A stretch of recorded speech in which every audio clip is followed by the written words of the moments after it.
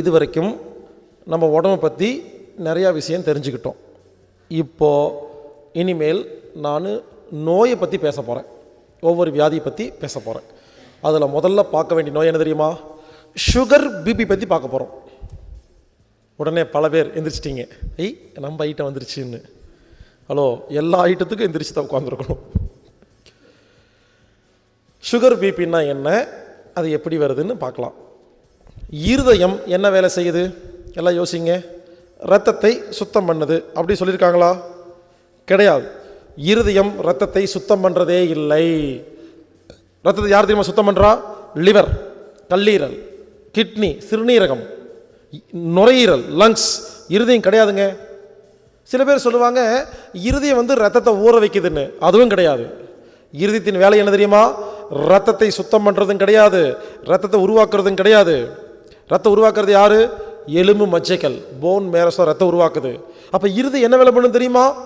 இருதயம் ரத்தத்தை பம்ப் பண்ணுது, ரத்தத்துக்கு ப்ரெஷர் கொடுக்குது, ரத்தத்துக்கு அழுத்தம் கொடுக்குது, ரத்த அழுத்தம். இப்போது உங்கள் வீட்டில் அண்டர் கிரவுண்டில் ஒரு தொட்டி இருக்குது, தண்ணி தொட்டி. வீட்டுக்கு மேலே ஒரு ஓவர் ஹெட் டேங்க் வச்சுருக்கீங்க. கீழே இருக்க தொட்டி தண்ணியை மேலே கொண்டு போகிறதுக்கு என்ன பண்ணுறீங்க? ஒரு மோட்டார் பம்பு. இந்த பம்பு என்ன பண்ணுது? தண்ணியை சுத்தம் பண்ணுதா? தண்ணியை புதுசாக உருவாக்குதா? என்ன பண்ணுது? இருக்கிற தண்ணியை மேலே பம்ப் பண்ணுதா? இருதயத்தின் வேலை என்னென்னா ரத்தத்தை பம்ப் பண்ணுறது. நல்லா கவனிச்சுக்குங்க. இருதயம் என்ன பண்ணுதுன்னு கேட்டிங்கன்னா ரொம்ப சிம்பிள். இருதயம் என்ன பண்ணுது? ரத்தத்தை பம்ப் பண்ணி ப்ரெஷர் கொடுக்குதுங்க. உதாரணத்துக்கு நான் தியானம் பண்ண போகிறேன். எல்லோரும் கவனிங்க. இப்போ தியானம் பண்ண போகிறேன். கண்ணை மூடி உட்காந்தாச்சு. நான் 1 மணி நேரம் தியானம் பண்ணுறேன். உடம்பு அசையலை, கண்ணை மூடி உட்காந்துருக்கேன். இப்போ சொல்லுங்கள், 1 மணி நேரம் அசையாமல் உட்கார்ந்ததுக்கப்புறமா யாராவது பிபி சுகர் பார்க்குற மிஷின் இருந்தால் எனக்கு செக் பண்ணி பாருங்கள். எனக்கு எப்படி தெரியுமா? லோ பிபி லோ சுகர் இருக்கும். ஏன்? 1 மணி நேரம் உடம்பு அசையாமல் உட்கார்ந்தனால எல்லா செல்லுக்கும் வேலை இல்லாமல் போச்சா? அமைதியாக இருக்குதா? அப்போ எல்லா செல்லுக்கும் பிபி கொஞ்சமாக இருந்தால் போதுமா? சுகர் கொஞ்சமாக இருந்தால் போதுமா? அப்போ லோ பிபி லோ சுகர் வந்துருச்சா? எதுக்கு சொல்ல வரேன்னா, லோ பிபி லோ சுகர் என்பது ஒரு நோய் கிடையாது. சரி, இப்போ தியானத்தை முடிச்சாச்சு. மெதுவாக என்ன பண்ணுறேன்? கண்ணை திறக்கிறேன். நான் ஒரு கையை மட்டும் ஆட்டுறேன். எல்லோரும் நல்லா கவனிங்க. நான் ஒரு கையை மட்டும் ஆட்டி கண்ணை திறந்துருக்கும் பொழுது ஏற்கனவே இருக்கிற சுகர் பிபி இருக்குமா இல்லை அதிகமாக இருக்குமா? அதிகமாக இருக்கும். ஏன் அதிகமாச்சு? இந்த கையை ஆட்டுறேன்னா, கையை ஆட்டும் பொழுது கையுக்குள் இருக்கிற எல்லா செல்லும் வேலை செய்தா? இது வரைக்கும் கையாக பார்த்தீங்களா? இப்போ கையாக பார்ப்பீங்களா? கோடிக்கணக்கான செல்லுகள் ஆடுது அப்படின்னு பார்க்குறோமா? அப்போது இந்த எல்லா செல்லும் என்ன பண்ணும்? கதவை திறந்து ஆக்சிஜன் எடுக்குமா, சர்க்கரை எடுக்குமா? அப்போ சுகர் பிபி அதிகமாயிருமா இல்லையா? இப்போ ஏற்கனவே இருந்த லோ பிபி லோ சுகர் கையை ஆட்டும் பொழுது கொஞ்சம் அதிகமாயிருச்சா? இப்போ 2 கை ஆட்டுறேன். எல்லாரும் யோசிங்க.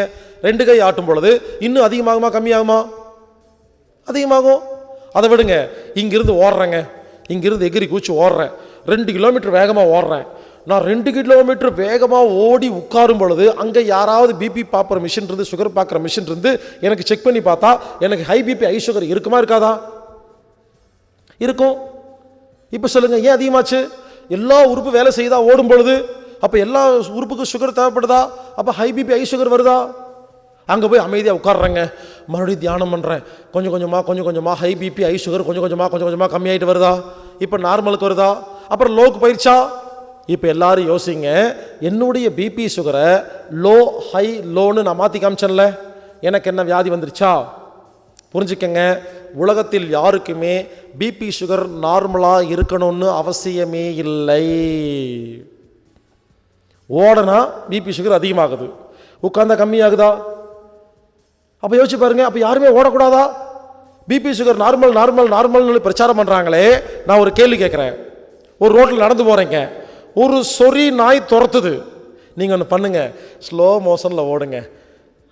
நார்மல் பிபி நார்மல் சுகரில் ஸ்லோ மோஷனில் ஓடினீங்கன்னா நாய் கடிச்சிடும். உங்கள் செல்ஃபோனை ஒருத்தர் திருடிட்டு ஓடுறான். அவன் ஹை பிபி ஹை சுகரில் ஓடிட்டு இருப்பான். நீங்கள் என்ன பண்ணுங்கள், ஸ்லோ மோஷனில் நார்மல் பிபி நார்மல் சுகரில் துரத்துங்க. அவன் செல்ஃபோன் தூக்கிட்டு ஓடி போயிடுவான். ஒலிம்பிக்கில் ஓட்டப்பந்தயத்தில் போய் நீங்கள் மட்டும் ஸ்லோ மோஷனில் ஓடிட்டுருங்க, நார்மல் சுகர் நார்மல் பிபின்னு பதக்கமெல்லாம் கிடைக்காது. புரிஞ்சுக்குங்க. நான் என்ன சொல்ல வரேன்னா, பிபி சுகர் என்பது நார்மலாக இருக்கணும்னு அவசியமே கிடையாது. ஓடனா அதிகமாகுது, உட்காந்தா கம்மியாகுதா இல்லையா? அப்போ உடம்புக்கு எவ்வளோ வேணுமோ அதுவாக இன்க்ரீஸ் பண்ணி டிக்ரீஸ் பண்ணிக்குதா? நீங்கள் செக் பண்ணி எதுக்கு மருந்து மாத்திரை சாப்பிட்ருக்கீங்க? உடனே பல பேர் யோசிப்பீங்க, தம்பி எங்களுக்கும் தெரியும் ஓடும்போது பிபி சுகர் அதிகமாகுது, உட்காந்தா கம்மியாகுது, எங்களுக்கு தெரியும். நான் ஓடவே இல்லை, வீட்டில் சும்மா உட்காந்து சோபாவில் உட்காந்து டிவி பார்த்துட்டு இருந்தேன், அப்போ எனக்கு பிபி சுகர் ஏறிடுச்சு. இது ஏன் அப்படின்னு சில பேர் கேட்பீங்க. அதுக்கு வேற காரணம். டிவி பார்த்துட்டு உட்காந்துருப்பீங்க. இந்த பூங்கொடி இருக்கா இல்லையா, அவன் பூங்கொடி என்ன பண்ணியிருப்பா, தாத்தாட்ட போயிட்டு நான் லவ் பண்ணுறது சரவணனை தான் கார்த்திகிலன்னு போட்டு உடச்சிருப்பா உண்மையை. அதை கேள்விப்பட்டோன்னு பக்குன்னு உங்கள் பிபி எகிரி இருக்கும். இப்படி நிறைய பிபி இருக்கு. சக்தியை வம்சத்தில் கத்தி எடுத்து குத்துற கொடுத்தம் போயிருப்பான், ஐயோ சக்தி அப்படின்னு பிபி எகிரி இருக்கும். அப்புறம் கேமராவை மெதுவாக கீழே காமிப்பாங்க, அருக்காணி கத்தி பிடிச்சிருப்பா, அப்பா சக்தியை காப்பாற்றியாச்சு, பிபி கம்மியாக இருக்கும். இப்படி நிறைய பிபி சுகர் இருக்கு. முதல்ல எல்லாம் பிபி சுகர்லாம் திங்கள் முதல் வெள்ளி வரைக்கும் வந்துட்டு இருந்துச்சு.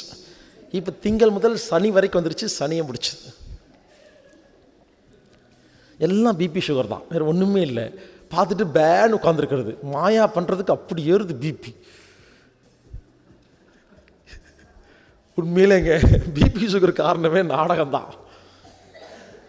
புரிஞ்சுக்கங்க, எல்லாரும் நல்லா கேளுங்க. பிபி சுகரை பற்றி இப்போ நான் சொல்கிறத மட்டும் புரிஞ்சுக்கிட்டிங்கன்னா இன்னையிலேருந்து பிபி சுகர் கிடையாதுங்க. பிபி சுகர் ஒரு மனிதனுக்கு அதிகமாகிறதுக்கு 3 காரணம். உடம்பில் உள்ள எல்லா செல்களுக்கும் வேலை கொடுக்கும் பொழுது பிபி சுகர் அதிகமாகுது. காரணம் 1, அப்போ அமைதியாக உட்காந்தா கம்மியாயிருது இல்லையா? இப்படி அதிகம் கம்மி ஆகும் பொழுது செக் பண்ணி மருந்து மாத்திரை சாப்பிடணுமா? தேவையில்லை. 2வது, மனதில் கோபம், டென்ஷன், பயம் வரும் பொழுது, ஃபீலிங்ஸ் வரும் பொழுது பிபி சுகர் ஏறும். அப்போ என்ன பண்ணணும்? மனதை அமைதியாக சாந்தமாக வச்சுக்கிட்டோம்னா மறுபடியும் கம்மியாயிருமா? இப்போ அதிகமாகும் பொழுது இதுக்கும் செக் பண்ணி மருந்து மாத்திரை சாப்பிட வேண்டிய அவசியம் இல்லையா? 3வது, இது வரைக்கும் யாருமே சொல்லாதது, உடம்பில் வியாதி வரும் பொழுது அதை குணப்படுத்துறதுக்கு பிபி சுகர் அதிகமாகும். இது யாருமே சொன்னது இல்லைங்க. நமது உடம்புல நோய் வந்துருச்சுன்னு வச்சுக்கோங்களேன், நம்ம உடம்பு என்ன பண்ணும்? தன்னைத்தானே குணப்படுத்தணும் பார்த்தோமா? அப்போ உடம்பில் வியாதி வந்தா அதை சரி பண்றதுக்கு பிபி சுகர் அதிகமாகுங்க. நம்பிக்கை இல்லையா? ஒரு சின்ன டெஸ்ட். இங்கே யாருக்காவது பிபி சுகர் நார்மலாக இருந்தால் எங்கிட்ட வாங்க, செக் பண்ணி பார்க்கலாம். நார்மலாக இருக்குமா? ஒரு கத்தி எடுத்து கையை லேசாக ஒரு கீரல் போடுவேன், வெட்டலாம் மாட்டேன், கீரல் தான். ஒரு கீரல் போட்டுட்டு உடனே உங்கள் பிபி சுகர் செக் பண்ணி பார்க்கலாமா? ஹை பிபி ஹை சுகர் போயிருக்கும். ஏன்? இப்போ இனிப்பு சாப்பிட்டீங்களா, உப்பு சாப்பிட்டீங்களா, ஏன் ஏறிச்சு? புரியல. கத்தி எடுத்து கையை அறுத்தோடனே இந்த கையில் இருக்கிற எல்லா செல்லும் சாகடிச்சிட்டோமா? உடம்பு சும்மா இருக்குமா? அந்த செல்களை புதுப்பிச்சு மறுபடியும் ஒட்ட வைக்கணுமா இல்லையா? ஒரு 3 மாதம் கழிச்சு ஒட்டி இருக்குதா இல்லையா? நம்ம ஒன்றுமே பண்ணுறது இல்லை, அதுவாக ஒட்டுது இல்லையா? அப்புறம் உடம்புக்குள்ள தன்னைத்தானே குணப்படுத்துற நடக்குதா? புரிஞ்சுக்கங்க, உடம்பில் வியாதி வந்த உடனே உங்கள் பிபி சுகர் அதிகமாகுங்க. நான் சும்மாலாம் சொல்ல, நான் லேபில் உட்காந்து டெஸ்ட் பண்ணி அறுத்து பார்த்து சொல்லிட்டு இருக்கிறேன். எல்லா டெஸ்ட்டும் முடிச்சுட்டேங்க. இல்லைன்னா இப்படி ஓப்பனாக பப்ளிக்கில் உட்காந்து பேச முடியாது. நல்லா புரிஞ்சுக்குங்க, ஒரு மனிதனுக்கு உடம்பில் வியாதி வரும் பொழுது அதை குணப்படுத்துறதுக்கு பிபி சுகர் அதிகமாகுது. அப்போ அப்படித்தான் தூக்கலாக இருக்கும். ஸோ புரிஞ்சுக்குங்க, ஒரு மனிதனுக்கு பிபி சுகர் நார்மலாக இருந்தாதான் ஆரோக்கியங்கிறது கிடையாது. தேவைப்பட்ட அதிகமாகும், இல்லைன்னா கம்மியாகும். அது உடம்பு பார்த்துக்கும், நீங்கள் டெஸ்ட் பண்ணி பார்க்க வேண்டிய அவசியமே கிடையாது. நல்லா புரிஞ்சுக்குங்க, என்ன தப்பு நடக்குதுன்னு கேட்டிங்கன்னா, ஒருத்தருக்கு 10,000 செல்லுக்கு நோய் வந்துருச்சு உடம்புல, பிபி சுகர் அதிகமாயிருமா? இவர் ஹாஸ்பிட்டல் போகிறாரு. டாக்டர் என்ன பண்ணுறாரு? ஒரு டாக்டர் என்ன பண்ணுறாரு? பிபி சுகர் டெஸ்ட் மட்டும்தான் பண்ணுறாரே தவிர நோய் வந்து தான் பிபி சுகர் அதிகமாச்சுன்னு எந்த டாக்டருக்கு யாருமே சொல்லிக் கொடுக்கலையா? சிலபஸில் கற்றுக்கிறது இல்லையா? அதனால் என்ன ஆகுதுன்னு நல்லா கேட்டுக்குங்க, எல்லா டாக்டரும் உங்கள் பிபி சுகரை தான் டெஸ்ட் பண்ணி பார்க்குறாங்களே தவிர உங்கள் முகத்தை கூட பார்க்குறதில்ல. நீங்கள் சொந்தக்காரங்களா தெரிஞ்சவங்களா அதை கூட பார்க்குறது இல்லைங்க. ரிப்போர்ட்டை மட்டும்தான் பார்ப்பாங்க. அதில் நார்மலாக இல்லைன்னா உங்களுக்கு ஒரு முத்திரை குத்திடுவாங்க. High sugar, low sugar, low BP, high சுகர்னு ஒரு பேர் வச்சு ஒரு முத்திரை குத்தி மாத்திரை கொடுக்குறாங்களா? இப்போ ஒவ்வொன்றா பார்க்கலாம். பிபிக்கு மாத்திரை சாப்பிட்டா என்ன ஆகும்னு இப்போ பார்க்கலாம். சுகருக்கு மாத்திரை என்ன எப்படி சாப்பிட்டா என்ன ஆகும்னு அப்புறம் பார்க்கலாம். சரிங்களா? பிபிக்கு மாத்திரை சாப்பிட்டா என்ன ஆகும் தெரியுமா? நல்லா கவனிங்க. உங்கள் உடம்புல 10,000 செல்லுக்கு நோய் வந்துருச்சு, பிபி அதிகமாயிருச்சு. எதுக்கு? அதை சரி பண்ணுறதுக்கு தானே. இப்போ பிபிக்கு மாத்திரை சாப்பிட்றீங்க. இது என்ன பண்ணுது? பிபிக்கு யாராவது மாத்திரை சாப்பிட்டீங்கன்னா அந்த மாத்திரை 10,000 செல்லுக்கு நோயெல்லாம் குணப்படுத்துறது இல்லைங்க. பிபி மாத்திரை நேராக போய் என்ன பண்ண தெரியுமா, இருதயம் இருக்குல்ல, அது அதிகமாக துடிச்சிட்டு இருக்கு இல்லையா, அதுக்கிட்ட போய் மிரட்டும். பிபி மாத்திரைங்கிறது ரவுடி பையன், ஏய் மவனே இன்னொரு முறை அதிகமாக துடிச்சா குத்திவன் மிரட்டி இருதயத்தை ஒரே மாதிரி துடிக்க வைக்கிறதுக்கு தான் பிபி மாத்திரை பயன்படுத்தே தவிர பிபி மாத்திரை உடம்பில் உள்ள நோய்களை குணப்படுத்துறதே கிடையாது. இப்போ சொல்லுங்க, 3 மாதம் யாரெல்லாம் பிபிக்கு மாத்திரை சாப்பிட்றீங்களோ 3 மாதம் இருதயத்தை ஒரே மாதிரி துடிக்க வச்சிட்டிங்களா? அப்போ என்ன ஆகும்? 10,000 செல்லுக்கு நோய் குணமாகாதா? புதுசாக நோய் வருமா டெய்லி 3 மாதத்தில்? அதெல்லாம் குணமாகாதா? நல்லா கேளுங்க, 3 மாதம் யாரெல்லாம் பிபிக்கு மாத்திரை சாப்பிட்டு ஒரு நாள் நிறுத்தி பாருங்க, என்ன ஆகுது? குப்புன்னு பிபி ஏறுதா, சுகர் ஏறுதா? நீங்கள் என்ன பண்ணுவீங்க? 3 மாதம் பிபிக்கு மாத்திரை சாப்பிட்ற வரைக்கும் ஒழுங்காக இருந்துச்சு தெரியுமா, சூப்பர் வைத்தியம், இன்னைக்கு பாரு விட்ட உடனே குப்புன்னு ஏறிச்சுன்னு சொல்லி பயந்து போய் பரிசில் வச்சு ஒழுங்காக சாப்பிடுவீங்களா? நல்லா யோசிச்சு பாருங்க. 3 மாதம் சாப்பிட்ட பிபி மாத்திரையை ஒரு நாள் நிறுத்தினா ஏன் குப்புன்னு பிபி தூக்க தெரியுமா? ஒரு நாள் மாத்திரை நிறுத்தின உடனே இந்த இருதயம் என்ன பண்ணுது? அப்பாடா, கட் அவுத்து விட்டீங்களா இருதயம்? அப்பாடா, 3 மாதம் எவனோ ஒருத்தன் என்ன மாத்திரை சாப்பிட்டு கண்ட்ரோல் பண்ணி வச்சிருந்தான், இன்னைக்கு தான் அவுத்துட்ருக்கான் அப்படின்னு இருதயம் என்ன பண்ணும்? கண்ணு முடிச்சு பார்க்குமா? 3 மாதம் முன்னால 10,000 செல்லுக்கு வியாதி, இப்போ 10 லட்சம் செல்லுக்கு வியாதியா? இந்த இருதயம் என்ன தெரியும் பண்ணும்?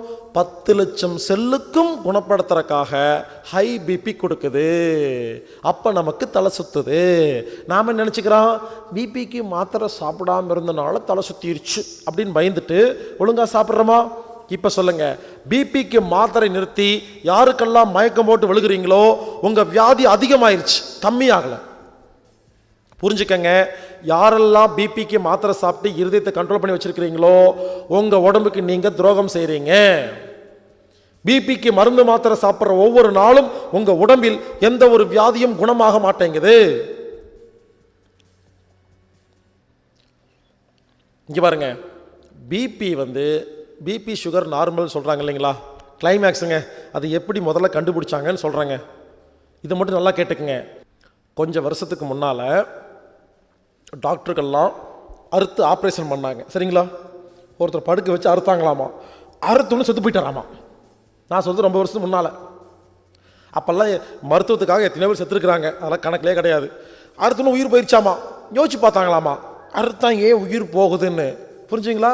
ஏன் தெரியும் உயிர் போகுது? இந்த புத்தி இருக்கு இல்லையா, என்ன அறுத்துட்டாங்கன்னு புத்தியில் தெரிஞ்ச உடனே புத்தி மனதை குழப்பி மனது உயிர் போக வச்சிருதுங்க. அப்புறம் தான் கண்டுபிடிச்சாங்களாமா, புத்தி இருந்தால் தான் உயிர் போகுதுன்னு கண்டுபிடிச்சு புத்தியையும் மனதையும் ஆஃப் பண்ணுறக்காக அனத்தீசியா அப்படிங்கிற தூக்க மருந்தை கண்டுபிடிச்சாங்க, மயக்க மருந்து. நான் கேட்குறேன், மயக்க ஊசி போட்டுட்டு அறுத்தா உயிர் போகிறதில்ல, மயக்க ஊசி போடாமல் அறுத்தா ஏன் உயிர் போகுது? எல்லாம் யோசிச்சு பாருங்க. நமக்கு தெரிஞ்ச செத்து போயிடுவோம், தெரியாட்டி அறுத்தாலும் ஒன்றும் பண்ணுறதில்ல. இது ஒரு மிகப்பெரிய உதாரணங்க. நமது புத்திக்கு தெரியலன்னா அறுத்தாலும் உயிர் போகலையா, மறுபடியும் ஒட்ட வச்சு ஆப்ரேஷன் எழுப்பிடுறாங்களா? புரிஞ்சுக்குங்க, புத்தியில் தான் எல்லாமே இருக்குது. அப்புறம் மயக்க மருந்து கண்டுபிடிச்சு புத்தி மனசை ஆஃப் பண்ணிட்டு அறுத்தாங்களாமா. அறுத்தவன உயிர் போகலையாமா. கொஞ்சம் நேரம் கழிச்சு பிரெயின் டியூமர் வந்துச்சாமா, பக்கவாதம் வந்துச்சு, ஹார்ட் அட்டாக் வந்து இறந்துட்டாங்களாமா. அப்புறம் தான் யோசிச்சாங்களாமா, அதான் புத்தியை ஆஃப் பண்ணிட்டோமே, அப்புறையே உயிர் போகுதுன்னு ஆராய்ச்சி பண்ணி பார்த்தா அதுக்கப்புறம் தான் கண்டுபிடிச்சாங்களாமா, கத்தி வச்சு அறுக்கிறாங்க இல்லையா, நாம மயக்கம் போட்டு கிடக்கிறோம், ஆனால் உடம்புக்குள்ள அறிவு இருக்குன்னு சொன்னா அந்த அறிவு என்ன பண்ணுதாமா, கத்தி வச்சு அறுத்துட்டாங்களா, அங்கே இருக்கிற செல்களை எல்லாம் புதுசாக மாத்துறதுக்காக வேலை ஏற்பாடு பண்ணுதாமா, ஆரம்பிச்சிருதாமா. இந்த உடம்புக்கு தெரியுமா யாரு? ஓ, நம்ம குடும்ப டாக்டர் தான் ஆப்ரேஷன் பண்ணுறாதா, அப்புறமா ஒட்ட வச்சிருவான்னு சும்மாவா இருக்கும்? நம்ம உடம்புல இருக்கிற இம்யூன் பவர் இருக்கு இல்லையா, அது என்ன பண்ணுதாமா, அறுத்த உடனே ஒட்ட வைக்கிற வேலையை ஆரம்பிக்குதாமா. அப்போது எல்லா செல்லும் ஒட்ட வைக்கிறதுக்கு நிறைய பிபி வேணுமா, நிறைய ஆக்சிஜன் வேணுமா, நிறைய குளுக்கோஸ் வேணுமா, என்ன பண்ணுதாமா, கண்ணா அப்படின்னு சப்ளை பண்ணும் பொழுது ரத்த நாளங்கள் வெடிச்சு பிரெயின் டியூமர் வருதாமா, ஹார்ட் அட்டாக் வருதாமா, உயிர் போயிருதாமா. அப்புறம் தான் கண்டுபிடிச்சாங்க, புத்தி மனசும் ஆஃப் பண்ணா பத்தாது, நமது உடம்பில் இருக்கும் இம்யூன் பவர் அப்படிங்கிற பவரையும் சுகர் பிபியும் ஒரு நார்மலாக வச்சிருந்தா தான் உயிர் போகாதுன்னு கண்டுபிடிச்சு அதுக்கு ஒரு அளவு கண்டுபிடிச்சாங்க. அந்த அளவுக்கு பேர் தான் பிபி சுகர் நார்மல். அந்த காலத்தில் ஆப்ரேஷனுக்கு முன்னால் 10 நாளும் ஆப்ரேஷன் பண்ணுற அன்னைக்கும் ஆப்ரேஷன் முடிச்சு 10 நாளும் பிபி சுகருக்கு மாத்திரை தருவாங்க. சரிங்களா? நல்லா கேட்டுக்குங்க. இப்படி அந்த முன்னால் 10 நாள் பின்னால் 10 நாள் மாத்திரை கொடுத்து பிபி சுகரை ஒரே மாதிரி கண்ட்ரோல் பண்ணி வச்சுருந்தாதான் ஆப்ரேஷன் சக்ஸஸ் பண்ண முடியும். இதுக்காக தான் சுகர் பிபி நார்மல்னு ஒரு அளவை கண்டுபிடிச்சாங்க. புரிஞ்சுங்களா? அப்புறம் என்னாச்சு, இந்த அளவுக்கு மருந்து கண்டுபிடிச்சாங்க, அதை கொடுத்தாங்க. சரிங்களா? அப்புறம் மருந்து மாத்திரை கம்பெனி என்ன பண்ணிச்சு, ரூம் போட்டு யோசிச்சாங்க.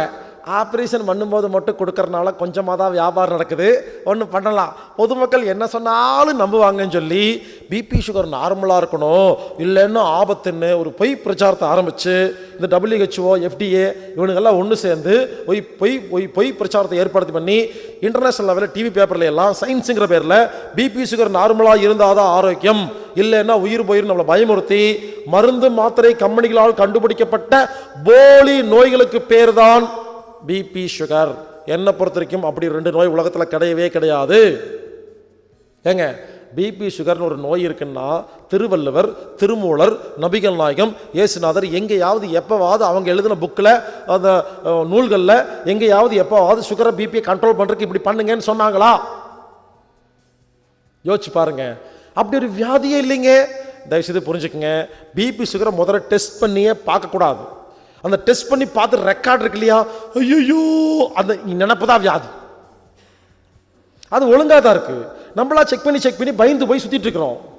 புரிஞ்சுக்குங்க, யாரெல்லாம் பிபிக்கு மாத்திரை சாப்பிட்றீங்களோ நல்லா கேட்டுக்குங்க, பிபிக்கு மருந்து மாத்திரை சாப்பிட்ற ஒவ்வொரு செகண்டும் நமது உடம்பில் நோய்கள் குணமாவது கிடையாது, நிறுத்தி வைக்கப்படுது. பிபி சுகர் அதிகமானாதான் நோய்கள் குணமாக்கப்படும்.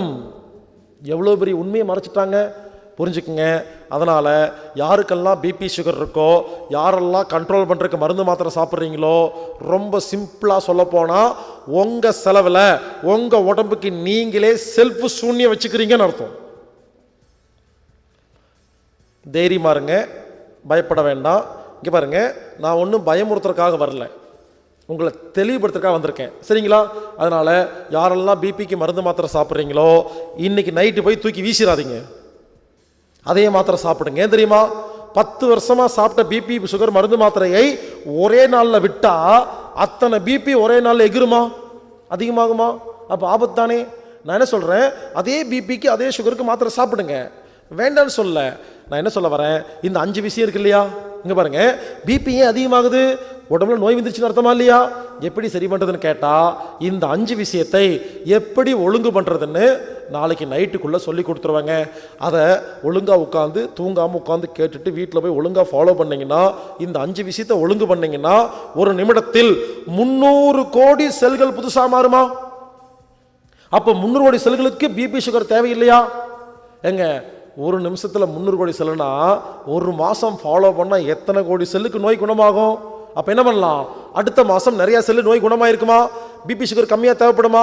அப்போ 2வது மாதம் 3/4 மாத்திரை சாப்பிட்டா போதும், 3வது மாதம் 1/4 மாத்திரை சாப்பிட்டா போதும், 4வது மாதம் நீங்கள் பாருங்கள், முதல் மாதம் அதே மாத்திரை சாப்பிடுங்க, 2வது 3/4, 3வது மாதம் பாதி, 4வது மாதம் 1/4, 5வது மாதம் மொத்த மருந்து மாத்திரை நிறுத்திட்டு நம்ம 5 டெக்னிக்கை ஒழுங்காக ஃபாலோ பண்ணிட்டு வந்தீங்கன்னா இனிமேல் உங்கள் வாழ்க்கையில் பிபி கிடையவே கிடையாது.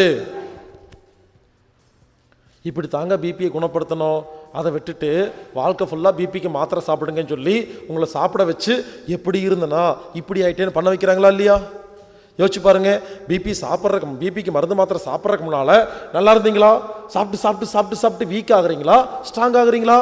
யோசிச்சு பாருங்க. அதனால் இதுதான் சிகிச்சை. தயவுசெய்து புரிஞ்சுக்குங்க, யாருக்கெல்லாம் பிபி ரத்த அழுத்தம் நோய் இருக்குதோ நீங்கள் புரிஞ்சுக்குங்க, அப்படி ஒரு வியாதியும் கிடையாது, அதுக்கு செக்கிங் கிடையாது, செக் பண்ணுறதே ஒரு வியாதின்னு புரிஞ்சுக்கிட்டு இனிமேல் நான் சொல்கிறத ஃபாலோ பண்ணிங்கன்னா ஒவ்வொரு மாதம் மெதுவாக மருந்து மாத்திரை கம்மி பண்ணி 6 மாதத்துக்கு அப்புறம் பிபி கிடையாது, சுகர் கிடையாது.